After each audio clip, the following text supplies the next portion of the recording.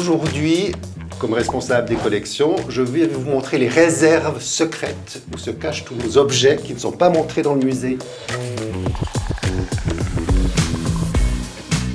Alors le travail de conservateur consiste à s'occuper de tous ces objets, de les recevoir. On vit énormément de dons, d'acquisitions d'objets qui nous sont donnés.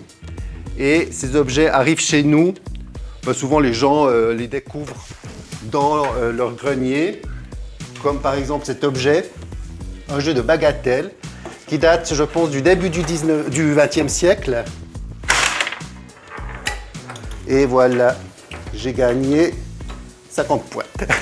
Avec cet objet, je fais un formulaire de don, je remercie la personne et ensuite j'amène l'objet ici. Alors une fois qu'on a inventorié le jeu, on va effectivement le nettoyer, lui mettre un numéro et ça, ce sera son numéro d'inventaire. Et une fois qu'il y a un numéro d'inventaire sur un jeu, ça fait partir de notre patrimoine et il est là, en principe, pour l'éternité.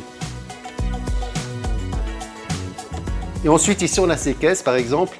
C'est des prêts qui vont partir dans 2 musées différents, un à Lisbonne, un à Lausanne. Et là, c'est les objets qui ressortent de chez nous. C'est toute la partie du prêt qui constitue aussi une partie du travail.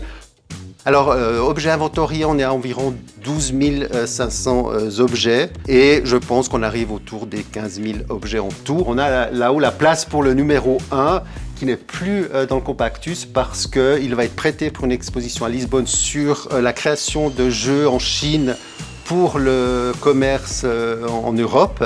Et là, du coup, le musée qui présente cette exposition à Lisbonne nous a demandé si on avait des jeux liés à cette thématique. Et du coup, on leur propose une série de jeux et eux, ils regardent les jeux qui les intéressent. Et du coup, on leur prête pour la durée de l'exposition temporaire. Parfois même, on prête des jeux pour des expositions permanentes. Alors, j'ai pas de jeu favori, mais j'ai un coffret de jeux du 19e siècle, qui est un grand coffret qui doit avoir environ 50 jeux à l'intérieur. Et c'est des jeux, par exemple, de jonchelles, ancêtres des jeux de Mikado, qui sont en ivoire, ou des jeux d'échecs sculptés, enfin une magnifique pièce.